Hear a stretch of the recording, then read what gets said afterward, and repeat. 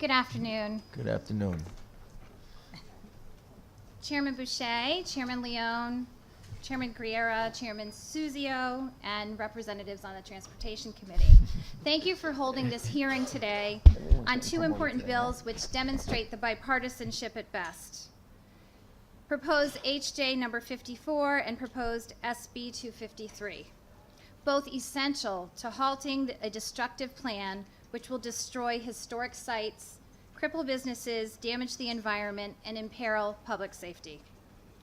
Much work has already been done to organize the opposition to the $120 billion Federal Railroad Administration's plan to provide an alternative route for high-speed Amtrak service from Boston to New York. Although Amtrak may own the rails from New Haven north, Amtrak relies on funding from the federal government. I want to commend the work of Governor Malloy and Senators Blumenthal and Murphy, along with Congressman Courtney and our entire Southeastern Connecticut legislative delegation, and our locally elected leaders, including First Selectman Rob Simmons, who couldn't be here today, and local organizations such as Southeast Coast, which have been and built a strong grassroots effort to educate the public on this destructive plan. In fact, we have such bipartisanship that both Senator Murphy and former Congressman Simmons have stated publicly that they will lay down on the lines, on the rails, against this proposal. So that's not something I want to see. Both the governor of Rhode Island and the federal delegation in Rhode Island are also in opposition of this plan. Like any other key transportation mode, improvements and repairs are in constant need. There's plenty of capital improvements that are needed on the existing 425-mile line between Boston and New York, but that need immediate attention. However, the FRA plan is not only irresponsible but dangerous, given the impact it would have on multiple towns throughout southeastern Connecticut.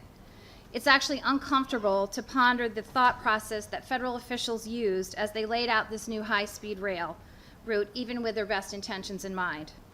There are other technologies available, such as the tilt technology, which is widely used in Europe. This allows trains to travel at high speeds, which is one of the major concerns here with this plan. They can't travel high speeds because of the curves along the shoreline. There is technology that makes that available. It's widely used in Europe. That's something that we think that they should look at.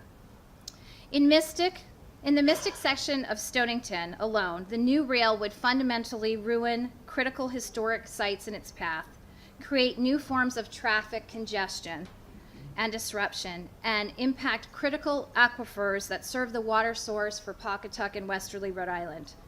In addition to the historic and environmental impacts, the negative economic impact is unimaginable. For perspective, the rail line designed is literally going to travel right through the old Mystic Village and the Mystic Aquarium and Institute for Underwater Exploration, a destination that brings over 1 million visitors to Connecticut and is the largest tourism driver in the States. Southeastern Connecticut is finally making a comeback with regard to freight hauling on its lines.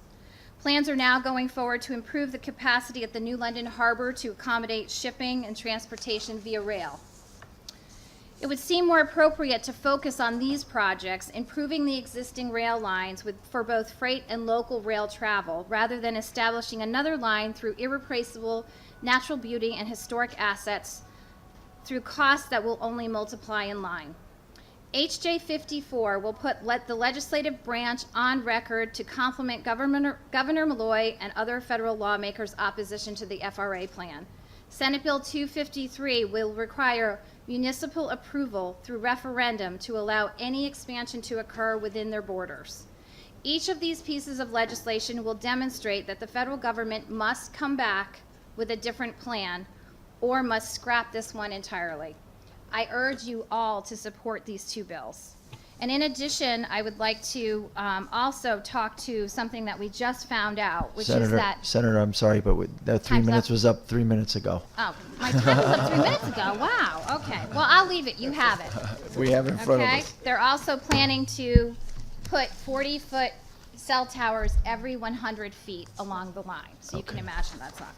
So you have information. I also will leave this. If you, after, you can come look exactly where the line's going to go for yourself. Thank I'll you. leave it in the back.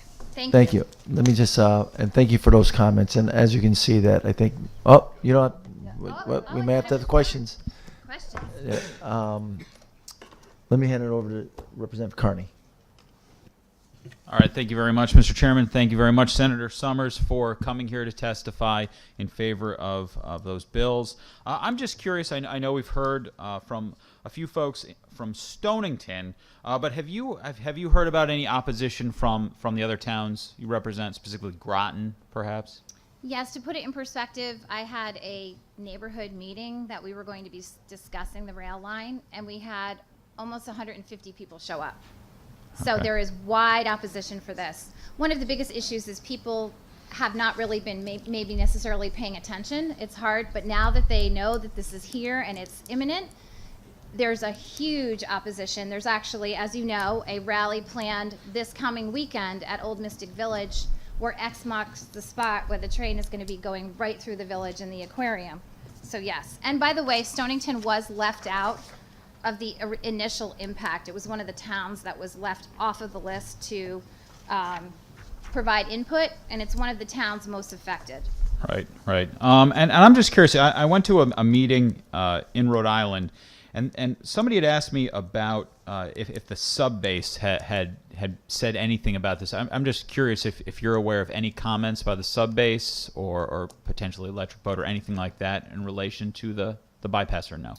The only comment that I have not heard anything from the submarine base. I have heard from Electric Boat. One of the things they would like to see is more light rail service between Groton and Quonset, Rhode Island. But that's it. That's it. Okay. All right. Well, thank you very much Okay. for your testimony. I look forward to working with you. Okay, take care. Thank you.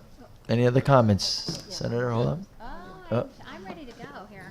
And boy, Sorry. you're in a rush. You're in a rush to leave our committee. I'm sorry. I may have to put a seatbelt on that chair on Yeah, you. right. All right, Representative Lavielle. Thank you, Mr. Chairman. Thank you, Senator Summers. Just a question, one question for you. I know that Representative Steinberg brought up earlier today that there are some grave misgivings in southwestern Connecticut as well over this plan. And I just wondered if you knew if there'd been any collaborative efforts so far between our regions to make sure that we're all working on the same page to make sure our opposition's reflected. I do not know of any collaborative efforts, but I would be happy to collaborate. And I'm sure Southeast Coast, who is the nonprofit organization that's helping us, would be glad to sit down with your folks and talk about the issues that you might be having. From what I understand, it definitely does some significant damage in some of your towns also. And there are alternatives that we need to look at. So we would love to collaborate. Great. I think it would be very much worth it, and we should help each other on this because it's a very significant impact. Thank you so much. Thank you. I'm going to sit until you tell me. Thank you, Representative. Senator Boucher. Hello, Senator Summers. Hello. Thank you for being the chorus of so many others that have come forward today to really clarify just how difficult this project is for your area, and certainly in our part of the state too. There are issues as well that will affect a lot of our constituents concerned. I asked several others if there was any kind of organized attempt to re-engage with maybe a new administration around this issue, to maybe where they might reconsider and possibly even propose an alternative going forward, since there may be some new significant players in this area. Well, I can tell you, and thank you for that question. I can tell you that one of the things that I've done is I have submitted a letter to, at the time, was Secretary-elect Elaine Chao in Transportation, with a package that showed her exactly what we are going through. At that neighborhood meeting I mentioned, I had information on where to send her letters, where to send all the delegation letters. I'm sure she's going to be getting quite a few letters on this particular issue, but it's something that I think that as a collaborative effort, we need to pursue through both our federal delegations and as a state body to make sure that our voices are heard at the federal level. Obviously, there's a lot of changes. We don't know what's going to happen, but we have to be heard. This is a devastating plan, and I know they've already put $40 million into this plan. And this is the environmental impact study for the first tier. And it's something that we need to do now before it's too far down the line. And she has been contacted, I can tell you that. Excellent, excellent. We all know plans can be changed, right? Absolutely. Sir, thank you very much. Thank you, Senator Boucher. See no other comments? You're unbuckled. Okay. You may Thank leave. you.